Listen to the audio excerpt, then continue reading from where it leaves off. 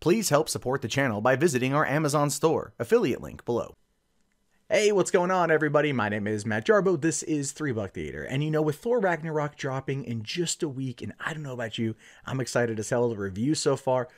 Make it sound like it's going to be the best thing since like Guardians 2, which was only a few months ago, but you guys get my meaning. It looks wonderful, but we've been learning a lot about the future of the MCU. We've been learning a lot about what might be happening with the Hulk, and the fact that Mark Ruffalo made comments about how Thor Ragnarok was kind of like part one of a 3-part Hulk trilogy arc sort of thing within the MCU that's going to be tying into the future films. And a lot of people, myself included, got really excited over that, because if you look at the rights between Universal and Marvel Studios and Disney and how to use the Hulk, they're not actually able to give him a standalone film. That's how things have worked out. I don't know why over the course of the past 9 years now, almost a little over 9 years, they haven't worked out a deal to just buy it back. I mean, it's not like Universal doesn't need the money. They don't need the money. Their movies are doing quite well, but Disney's also making a lot of cash and just like, all right, what you want, what you want, or at least working with them, so then everybody benefits. Very similar to the deal between Marvel and Sony for Spider-Man. But Kevin Feige chimed in just to clarify a couple things in the way that Kevin Feige does, which essentially means, yeah, let's talk about this thing. I'm going to deflect a little bit because we don't want to give away our hand too quickly. This is what he says. I wouldn't call Ragnarok and the next Avengers movies an unofficial Hulk trilogy, but I would say that there is a character arc for Hulk within those 3 movies that, yes, track together by design. And I think it's a testament to what Ruffalo has done to Bruce Banner and brought to the character.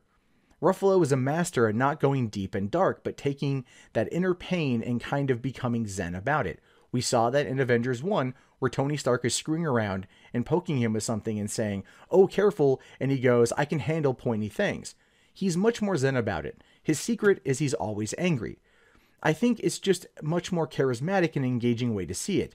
I've always wanted Hulk to talk more than he has and find the right circumstances, and we finally see that here. Okay, so he clarifies that they are working on an arc for 3 films that is going to come to conclusion in May of 2019. Now, I don't know if that's going to mark the ending of Mark Ruffalo's contracts with Marvel overplaying Bruce Banner and that character. I don't know if that's just kind of how they want to play it out to kind of give him a send-off before either retiring the Hulk for a while or ultimately recasting him. Given the way things are going post-Avengers 4, we pretty much know that they're going to be sending off many of the characters that we know right now. Even though they've signed them to multiple contracts, with all the rumors of James Gunn basically kind of dictating where Phase 4 and beyond are going to go, we can see that this is probably going to end up being a sayonara, a proper send-off to the Hulk's character. Now, will he end up with Black Widow? Will they fall in love and ride off into the sunset on a Quinjet? I don't know, probably not. His is always a tragedy. His is always a story that never fully has a happy ending. Will we get to see Liv Tyler come back as Betty Ross? Will that be part? Will there be a bit of a triangle that goes into this here? Because that might be part of the arc. Part of his arc would be something that would bring that together. Part of the arc would bring something that brings his original love, Betty Ross, with his newfound kind of semi-romance, at least strong connections with Natasha Romanoff.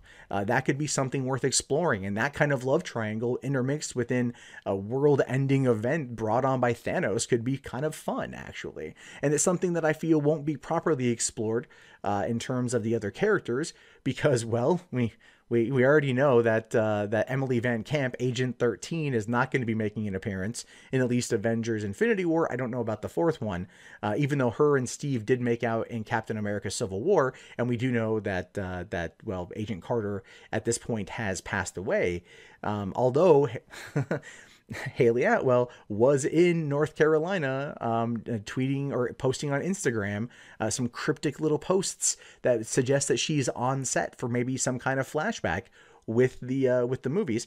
We do know that it's possible that Haley Atwell could be coming back for Captain Marvel because it's taking place in the mid 90s, and we did see her at the beginning of Ant-Man, which took place at, I think, at the beginning of the 90s or at least the late 80s. So she was still alive and well back then. But yeah, we know that there's not going to be Agent 13 won't be making an appearance, but Liv Tyler could still come back in as Betty Ross, or they could cast somebody else as Betty Ross and have that be a dynamic. And I think that yeah, like what is it? We have Tony Stark and Pepper Potts. They're back together. We know that that from the end of Spider-Man. Captain America got nobody.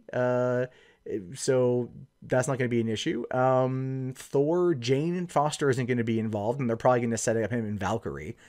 And they haven't cast Mary Jane proper yet, or Gwen Stacy proper for Spider-Man, so that could make an appearance. So yeah, I mean, there's really the main cast that's going to be there. The love story is going to have to fall on somebody else. It could be Peter Quill and, you know, and Gamora from Guardians of the Galaxy 2, which we know that number 2 took place in 2014 and hasn't, you know, we don't know where it's been since then, if they've gotten together or if it's been a Sam and Diane thing for the last couple years, all that sexual tension eventually culminating in some kind of coitus.